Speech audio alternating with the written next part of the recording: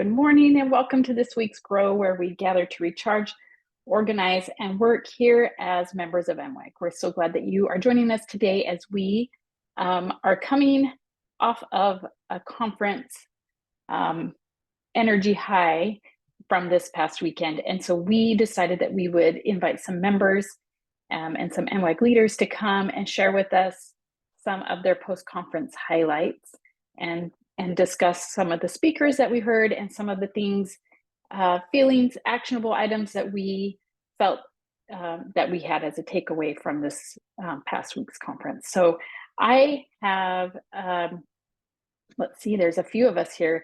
We have Brianna Hugh and Anna Green, Anita Wells, Jalaire, and Catherine Esslinger with us. And then hopefully more people are going to join us and we can just talk.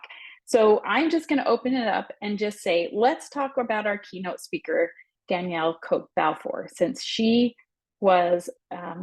kicked off our meeting, and anybody can just go and share. But tell me what you were thinking, what you felt like the underlying message besides peacemaking, or some quotes or anything that you felt from Oh Happy Danny. Anybody can go first.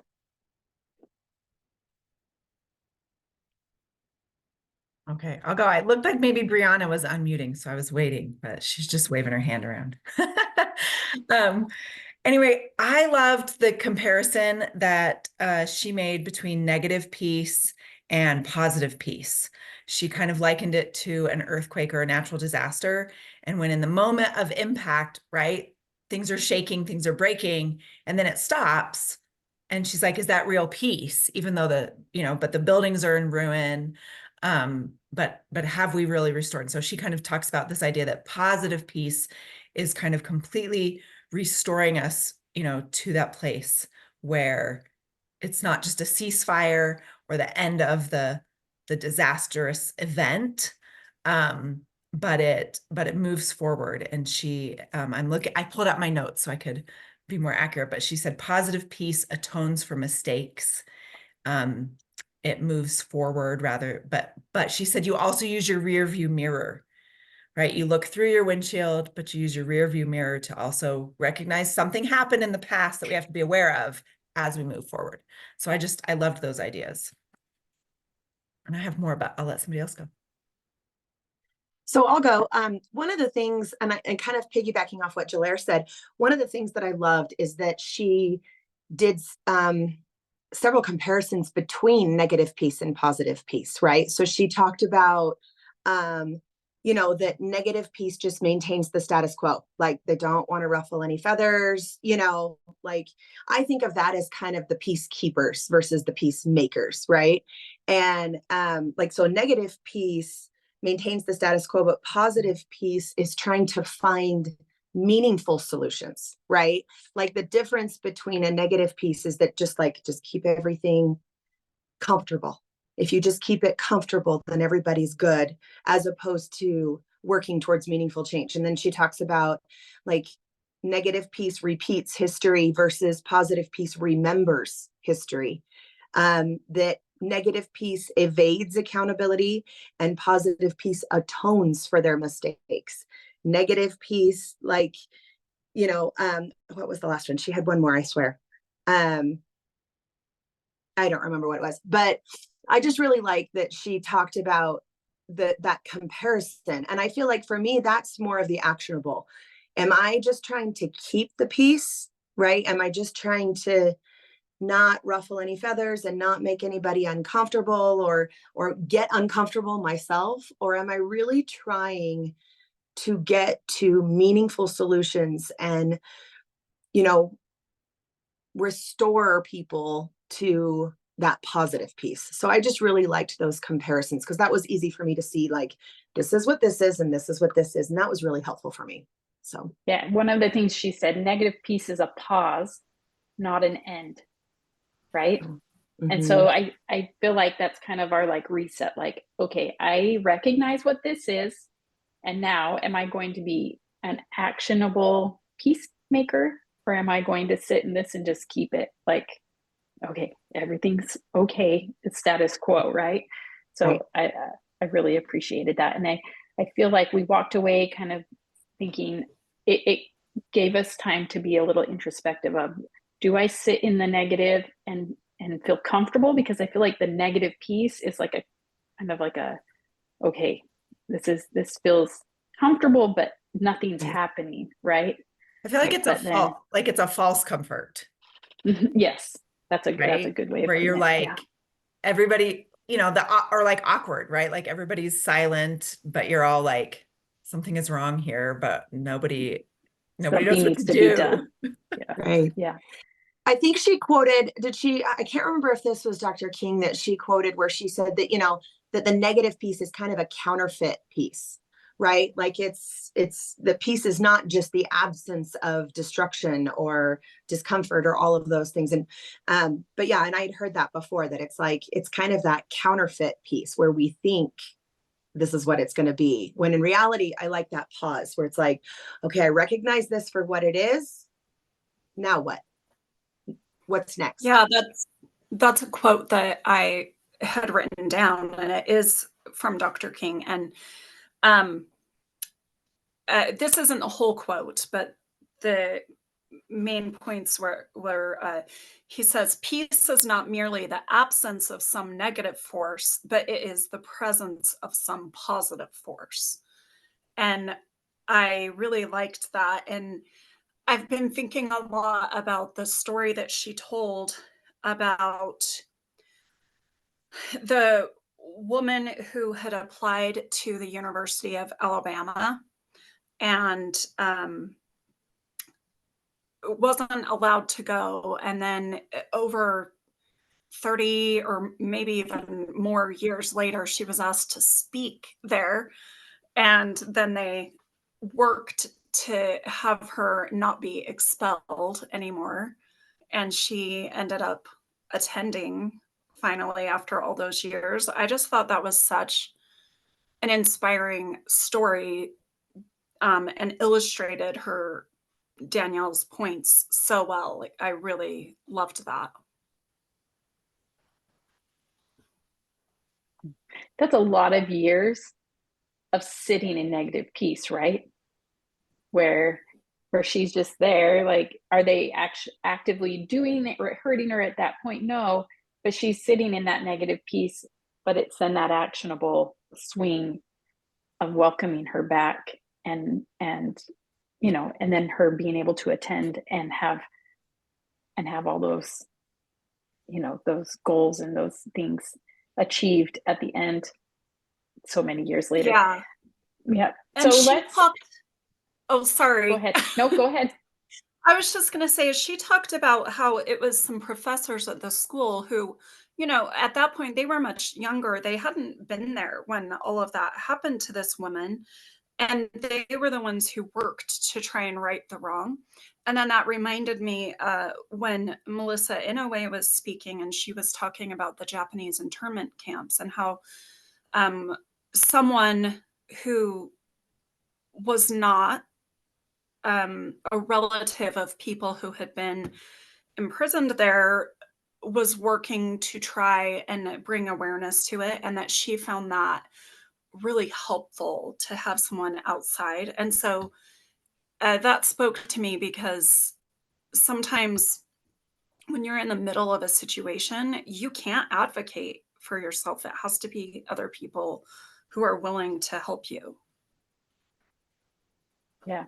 And that, as members of MWEG and some of the missions of being proactive here, as and some of the work that we're doing, is that we're advocating for things that we didn't, motions that were set in place before we were members of MWEG, or for some of our members before they were born, or these different things. And it's where we don't excuse it, but we just go forward and we try to make it better, right? And we try to correct things that make our communities and our societies better, even if we weren't part of the history that made them not great, And so I think that that's one of those things that we can put ourselves into these different stories that were shared by some of these speakers and say, how do I fit into this? And how what's my role going forward as a member of MWEG, as a member of my community, as a member of our faith community, church, being members of the Church of Jesus Christ of Latter-day Saints.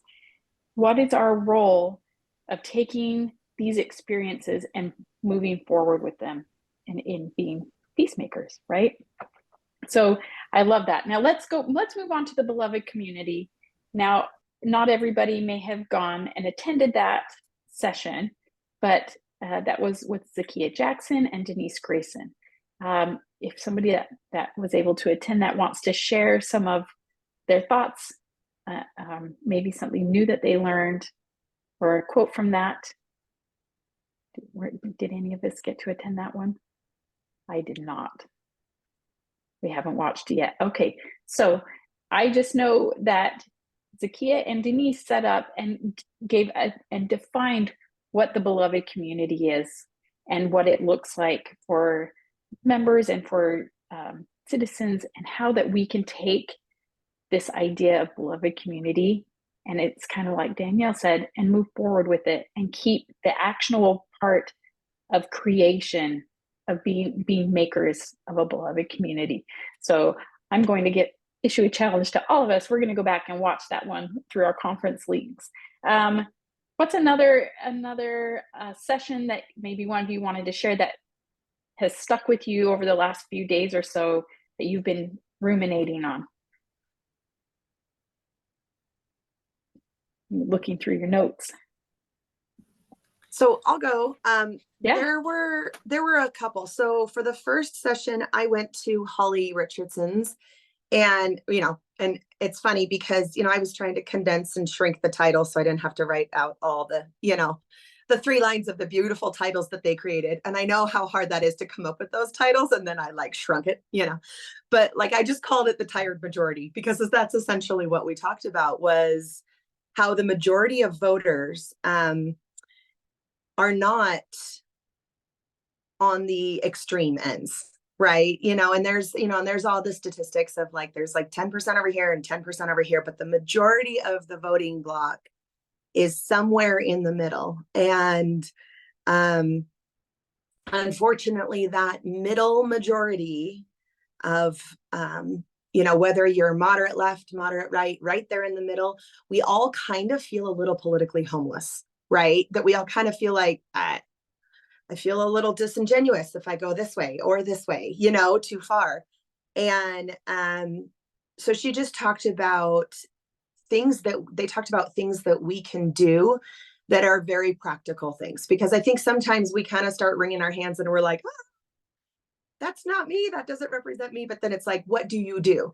And the thing that I love that she said is, she said that we have to empower the pragmatic and moderate legislators, right? So she said, what we do is encourage voting as a block. So just say, even if it's one of those things where you don't represent MWEG, if you're not in an official capacity as MWEG, we have so many mechanisms within this organization where it's hey, anybody else in this, whether it's your state chapter or an issue or whatever, that it's hey, I'm going to go talk to some legislators. Are there 5 of us that can go and just say, listen, there are several women that feel the way that we feel, and here are our numbers. The numbers speak for themselves, right? She also said that we need to reach out to legislators to voice our support for the things that we like that they are doing, not just during legislative session. And I know every state is a little bit different with how long their legislative session is and, all of that. But just after the fact or before the session starts, voice your support and just say, I appreciate your advocacy for this. Build that relationship. And I will admit that's a hard thing for me, because I have tried that with some legislators and it has backfired. But then I reach out and I'm okay, well, it's not working with the legislators that actually represent me in my city, but I teach in a different city. So I'm going to try reaching out to those legislators and just say, hey, I teach in your community. And my children attend your schools and, all of this, and see if you can build some of those connections. And I thought that was really helpful. She also talked about building. This is one thing I would love to get more insight on, is building coalitions within a party, right? I know that several people within any given political party, you find those like-minded people. And I would love to see where the resources are for building that, because I'm in several different groups and we're all kind of saying the same thing. And I'm like, okay, then if we're all delegates together, why don't we talk more, right? And why don't we build some of those coalitions within our party? So lots of really good ideas, and also lots of got my wheels turning about, okay, maybe we need to create a space, that we bring MWEG and we bring some of these education people and some of these other things together and just say, hey, like-minded folks in this party, in this party, in this party, let's get together. So I just really liked it. So, and I think something that's great about that, and you were saying, maybe we don't act in an official capacity as MWEG. Well, we all have an official capacity as citizens, right? Right. You don't have to be an official capacity of one group or an organization, but that is, you can say, I'm acting as a citizen who is concerned. I am acting as, I write letters to my representatives, and some of my representatives are members of the church, a few of them are, and I often say, I'm writing to you as a member of the church and as a person in your district, because I feel like I need to establish, we have these things in common. And also I'm asking you to use some common sense, or even if I'm thanking them, like you were saying, sometimes you have to go outside your district and say, thank you for being, working nonpartisan or cross the aisle and doing these things, because I think as we're asking for bipartisan cooperation, it's okay to thank people outside of our districts who are willing to do that and willing to do that work, because I think we want them to know we're watching. We want you to know that we're paying attention, and we want that. And I don't know if anybody has any other ideas of how would we start a coalition of groups of friends. Catherine, I was thinking about voter prep parties, right? That's a great place to start. And kind of work that in and find people and be like, hey, let's talk about these issues, because then you find people that have maybe the same concerns that are in that middle space that Brianna was talking about. And Lauren and Holly were talking about this middle space. You find people that are sitting in that middle space that you maybe didn't know, because you're not talking. We don't always open up and say, hey, tell me what you think about this, right. this bill or that bill or whatever. So I really love that we can invite kind of those people in, and then you find people that have those similar concerns, and maybe they will start that coalition. How big does a coalition have to be to count? I don't know. Yeah. So any other thoughts on Holly and Lauren Pope's The Tired Majority? All right, next one. Does anybody else want to pop in? What was your next favorite one? And some of you that are new, this is just an open conversation. And for those that have just popped in late, we're just sharing our favorite highlights from the conference. Go ahead, Anna. I attended Curly Madson's collaborative conflict framework, and she had someone ask her what drives conflict, and her answer was unmet needs. And that just stood out to me. And I have been thinking about that so much, because I've been trying to think about people or groups that I have conflict with, and trying to see what is it that they are seeing as their unmet needs, and to look at it from their perspective and see if I can work on then being able to have productive conversations by being able to see what they're viewing as their unmet needs.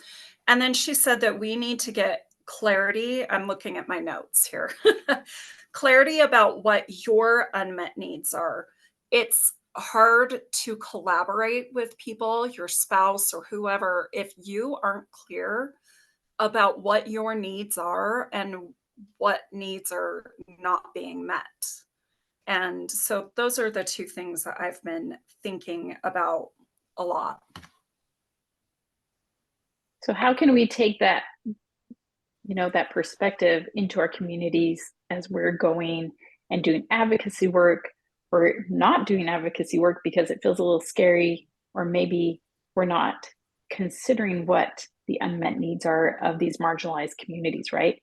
Because they don't necessarily, my needs are being met, but am I thinking about others and what their needs might be and how I can take the actionable part and meet those needs, right? And some people, as far as Carly's session goes, some people were asking, she did have a handout. And so if you watch the recording of Carly's, there's this handout that talks about these different, it has the vulnerability, ownership, communication process, acceptance, and boundaries. And I will link that on her YouTube, on her video, so that if people want to print that PDF, just to have that handout, because there are some really fantastic nuggets on her handout from that. Anybody else have thoughts about Carly Matson's session that you recall, or quotes or thoughts? Okay, next one. Who wants to share their favorite?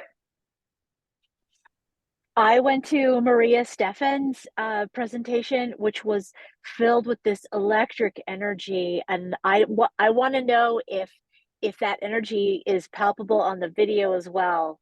So I'm going to go back and watch the video and see if you can feel the energy. She talked about women's involvement in nonviolent movements and the successful ways that women have been involved in like making social change around the world. In nonviolent ways, and some other MWEG members and I were sort of looking up some of the references that she was giving and sending them to one another. Oh, I found this list of 198. Maria mentioned 198 actions for nonviolent protest, and then someone else was like, oh, there's more. There's this other list of even more actions for nonviolent social change. It was so exciting to see examples of how this work that women have been doing for years have been effective, and also get more ideas of how we could make more difference in our communities.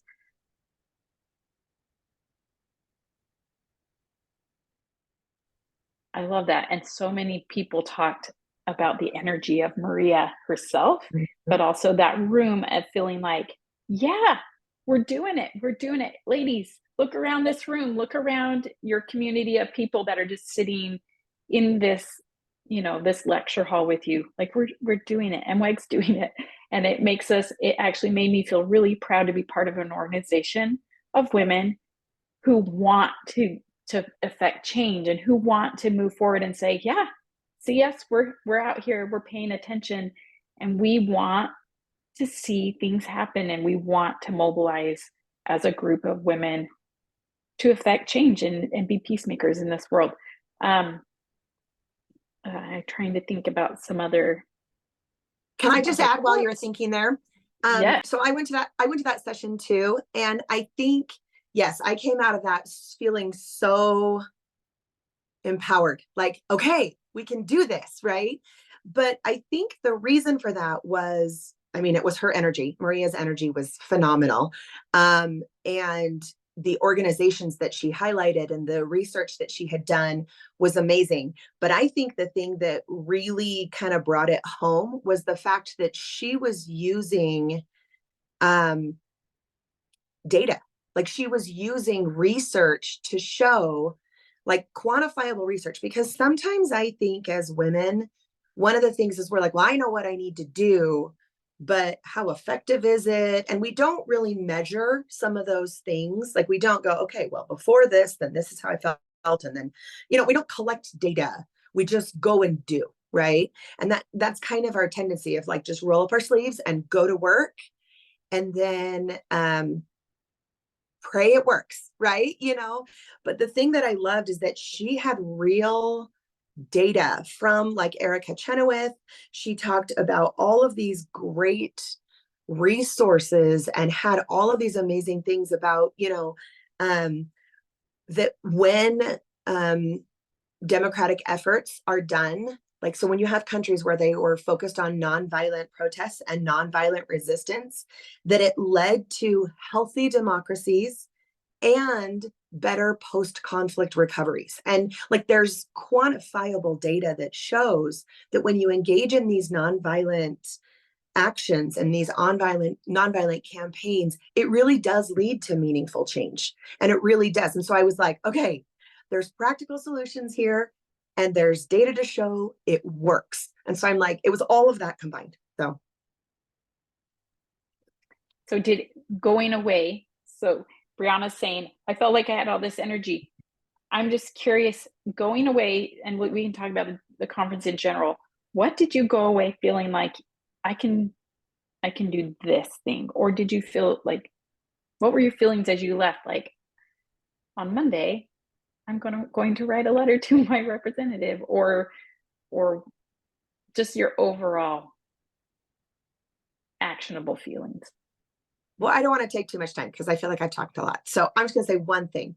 So, and this was kind of culminated with the conference, but I'm sure we're all aware of the whole social media thing last week with the Relief Society presidency and some of the comments that were made about priesthood power and kind of the backlash that they got and the number of faithful women that I heard from. Well, one of the things that we were talking about, and this is just kind of conversations as a result of some of the things like from Melissa, anyways, I mean, just the whole thing, first of all, I haven't really posted a lot about it because I'm still processing it. And it was such a sacred experience that there's parts of it where I'm like, I don't really want to share that because I feel like that was what I needed, right? But one of the things that I felt really strongly was to email my stake presidency. And they're phenomenal. They're new, but they are phenomenal men. And I respect them so much, and just email them and say, here are some resources that I have found for how to bring more women into the conversation. And it's not to the detriment of the men. It's not to, we're not going to elevate one over the other or anything like that, but just here's some amazing resources. And I respect you so much. And here's what I have found that really resonates with both men and women. And all three of them emailed me back within a day. We're like, I listened to all those podcasts, and I'm going to go find your conference that you went to, and I'm going to watch, and I was like, okay. Right. And that's not in a political sphere, but it is something that impacts us as women in the church. And it was so good for me to feel like this isn't me destroying, going back to Danielle Coke Balfour's, that she was talking about how positive peace is a disruptor, but it's not a destroyer. Right. And that was really helpful for me, that I'm like, I can be a disruptor without being a bulldozer. Right. And that was really empowering. So yeah, it was kind of the culmination of all the things together. So Does anybody else? Okay. Any other sessions that you felt? How about, who attended Ashley Frazier's, the No Ites? Oh, Anna and Jalaire, do you guys want to share about that one? Sure. I actually recently, was it like in January, maybe? I actually made it a point to study Zion in my personal scripture study. And so, and I took all these notes, kind of like topical guided it, right? Like what is everything I could read about Zion? And so I was really interested to hear what she had to say. But she was really funny because she said, I was given this subject, the title of her thing was "No More Ites, Heeding the Call to Become a Zion People." And she was like, I've decided to kind of like rename that. And so she talked she kind of talked about the psychology of Zion. And she said, the brain loves a shortcut. The brain wants to categorize things because it makes it easier for us, often because you know, our first priority is how do I keep safe? And so it's like, you see something and you go, is that good or bad? Is that a threat or is that something safe? And so she said that that's our tendency to do that. But I'm like reviewing my notes and trying to remember like what are the good things. But she also said that the brain is wired for fear and not comfort. And so that can also make us react to those things as well. And so we kind of have to like work to overcome it. But the big thing that I thought was really interesting is she is a university professor. And so she kind of talked with a lot of her students. She teaches at BYU. And so she was able to use the term ites with her students, and they would know what that was. And she said, what I found is a lot of them are like, well, I don't want to go to heaven and have there be and to not still be Latina. I don't want to go to heaven and not still like the food that I like. I don't want to go to heaven and be the same as everyone else. They're like, that sounds really boring. And I want to still be me. And so she said so I kind of wrote this quote down, but I attributed it to her students because it was kind of what she said that they said was they all agreed that ites are just fine as long as all ites have equal rights.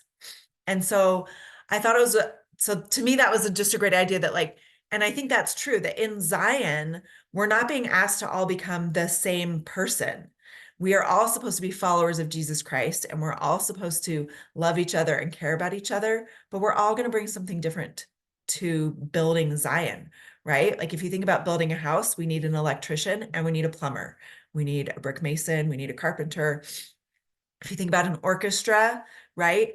I love the violin. My daughter plays the violin, but I also have a daughter who plays the flute and one who plays the piano. And they did this before they all went away to their different activities. I think last summer, we got them all to do a trio together, right? And it was made more beautiful because it was different instruments, right? An orchestra has all the parts. And so that was one of the things that I really loved. She also talked a lot about, she showed all these statistics about, she kind of did this pop quiz and made us all wonder like what percentage of, you know, impoverished countries have, you know, literacy, and what percentage of girls worldwide are going to school. And I think a lot of us wanted to think it was the worst, but it was really the best of each statistic. I mean, it was still only like 60% of, you know, girls worldwide are literate, which is not great, but it was better than the like 30% statistic we could have chosen. And so she just showed that over time, there's all these statistics. And there was this cool graph that was like moving, and you could just see countries, it was by like continent, and you could see everything kind of trending. I'm going backwards, right? For you guys, I'll go left to right, right? That it was trending upwards and better as time progressed, that life expectancy was increasing, that literacy and less conflict, like you could see dips where there were world wars, you know, but the quote she gave was, things are bad, but things are still better, right? And so it was kind of hopeful to be like, to just realize like the world is trending in a better place. And like our principle of peacemaking that says, you know, we do believe that, you know, peace and justice is, I always get it wrong, but that ultimately, you know, that we're going to have that, right? And so that was the encouraging part to me, was just that there's work to be done, but it's better than we realize. And so I think we have room to at least kind of not take a breath and rest, but not feel despair. And so that was kind of what I think I loved. And she just talked about empathy and relationships and community. I mean, it kind of, in ways I feel like looking at my notes, I'm like, wow, that went all over the place, but it felt cohesive at the time. I love that you can feel this underlying current theme throughout all of these speakers. And just so you know, as the conference director, and as I sit and I plan this with our executive directors, we give a very loose theme and say, we have these categories. We have three, we call it the three-legged stool, but we have these three categories that we're hoping, you know, these themes. And other than that, our speakers don't really collaborate at all. But as I was thinking about this theme, this current throughout all of the speakers that we had, I felt hopeful. I felt like so many of them gave us this feeling of hope. You know, Melissa Inouye did, Holly and Lauren did, Ashley Frazier did, all of them, right? And Maria stuff. And like, as she's showing all these statistics, it's like, oh, we're actually doing better than we thought. And I felt like because we're going into this election cycle, that some of us feel this doom and gloom. And I feel a little hopeful. Not that I'm necessarily it's going to have the outcome that I really desire, but that I can get through it, right? And that I'm surrounded with a group of women who are also hopeful and proactive and want to see that through. I felt like we were talking about the building Zion. We talked about building our communities. There's this underlying current of building relationships, right? Brandon Keating and Sarah Perkins, they were talking about building up these, like, how do we communicate and how do we relate to each other? We build relationships with people that we disagree with, or that we just don't necessarily see eye to eye. I guess that's a disagreement. And then we had the peacemaking, and then there was this power that each one of us are given a power to go as citizens, as women, as members of the church, as members of MWEG, to go out and be active in our communities and to go and take these things that we are given, right? Because like I was saying, we might not be leaders and representatives of MWEG, but we are representatives we're all citizens. And so I feel like it's giving me my civic power to go and have my voice heard and to share it and to give it. Any other underlying themes that you guys felt that as you went through the day and those sessions, any that I didn't touch on, that you were like, I've been to, 3-4 sessions today and they all kind of speak to this. Any other ones?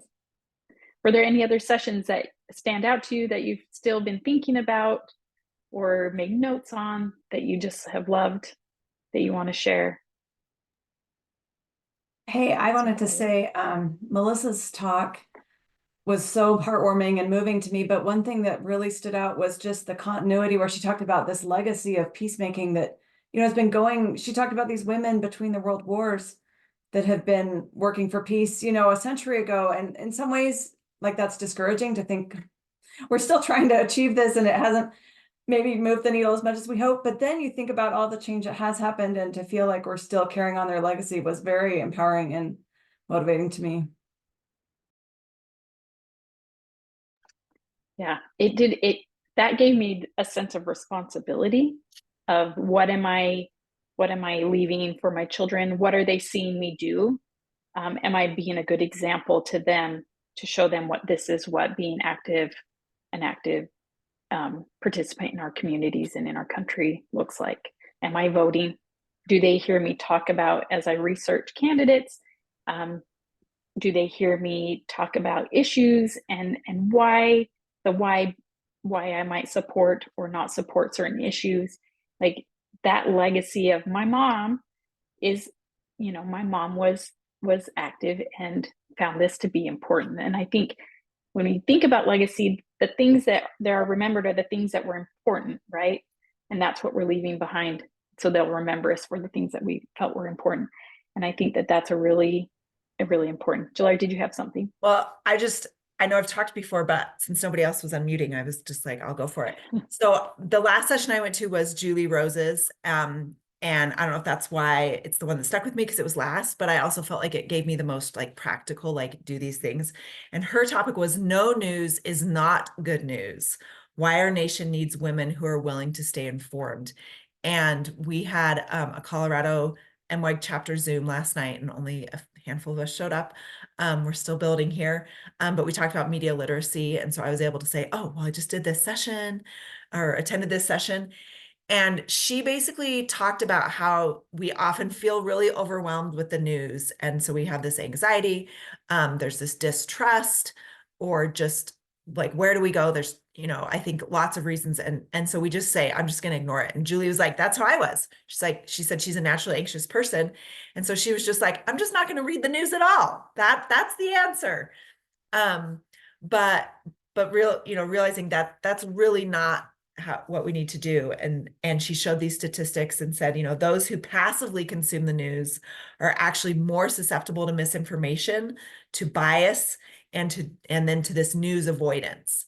And so she said, you're gonna be exposed to news. And so if you don't, actively go out and choose how to consume it, then you're actually probably worse off, right? Because you're not going to be seeking out good information.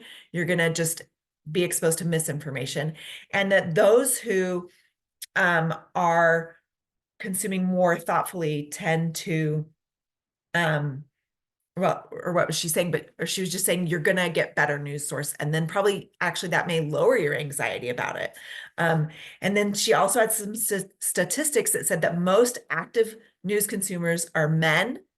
They are highly educated, and they're also partisan. And so I think her point was also like, as women, and especially as women of MWEG who we can be partisan by ourselves, but we're trying to look at things through this nonpartisan and principled lens, that we have a lot to bring to the public sphere when we are informed about the news. That is not maybe currently happening if most of the news consumers are more partisan men. And so I thought that was really interesting. And then she just gave us some really great tasks or tips, and then even some we shared some different actual newsletters and news sources that we like. And she shared the ones she uses, but she talks about switching up your sources, looking for variety, making sure you're trying local news, limit your consumption on social media specifically.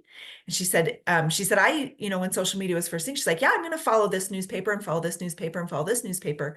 But she said, but then even though it might be a good news source, the stuff they're sharing on social media, if you click and like on it, those stories, then it's going to feed you other stuff, or they're sharing, or even that news outlet might be sharing the stuff that's the most clickable, right? So she said, limit the social media consumption that you have, or the social media news consumption.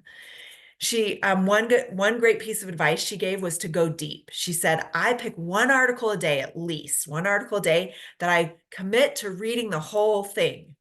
She said, we do a lot of headline reading, or even she's like, sometimes I'll be reading and I'll get through the first paragraph or two. And she's like, I picked the wrong story today. Ugh. But she says, but I'll stick to it because I made that commitment. And by the end, she said, if I hated it at the beginning or was like, these people are ridiculous, by the end, I've usually opened up my mind a little bit more, or I've learned something new, or I've considered a new perspective. And so I thought that was really great advice. And then the last two were to seek opinions you disagree with. And one of her tips for that was to look for guest essays, because she said sometimes the same columnists who write in a news outlet, you kind of know what they're going to say because they are regulars. But they often will have guest writers, guest opinion columnists, and those can be a good way to expose yourself to something new. And then to just check bias. And that's, I think, both for yourself and for the news outlet, right? What biases are shaping the way that information is being presented, and what biases you're bringing to it. And so to me, it was just really great. Meredith Gardner, our director of media literacy, did a session, I think just 1 year ago. Was it 1 year ago or 2 years ago? 2 years ago. She did a session on news consumption that gave me a lot of great tips that I've utilized.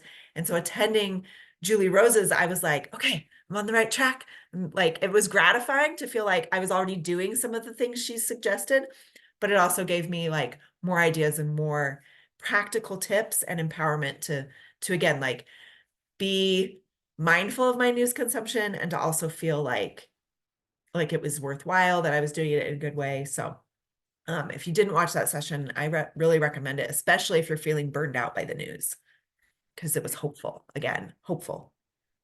Yes, we love that, right? And I will say that if anybody wants to go back and watch last year's conference or 2 years from 2 years ago, those are in MWEG Central, and they are available to anybody that is in MWEG Central, so you can go and watch those. I've said before, I like to click on those and stick my phone in my pocket, so I'm not actually watching the video, but that I get to sit and I get to listen to it, similar to a podcast. Or when I'm cooking dinner, I kind of have it there and put my AirPods in and tune out my family while I cook dinner and learn something. So what Jalaire referenced is available to all of our members through MWEG Central. Well, if anybody, if you don't have anything else to share about your favorite sessions, I will just say that to anybody watching this recording, the sessions are still available. If you're interested to watch our conference recordings, you can go and still register for a virtual ticket to watch the recordings of those. All of the videos are available with a link that you were sent. So if you attended, for those of you that attended in person, there's a link. You can go back and watch every one of the sessions and think about them and write notes in your program. There's a downloadable program with a notes section. So if you want to print it at home, you can take notes and make some actionable items for yourself of ways that you can go out into your community and get involved, or in your church community, or wherever, or go start a coalition, as Brianna was saying. Like, I would like to know who's going to start it and can I join, right? So thank you to all of you for joining us today, for coming and sharing your experience of the conference. We are thrilled that this is something that UVU has sponsored for us for the past 3 years, so that we can have it there on their campus and just have this really great experience of joining together. And like I said, with this energy of women who all want to do good in their communities. So with that, I'm going to thank you all for being part of my Grow and tell you that I'll see you guys next week. Thank you.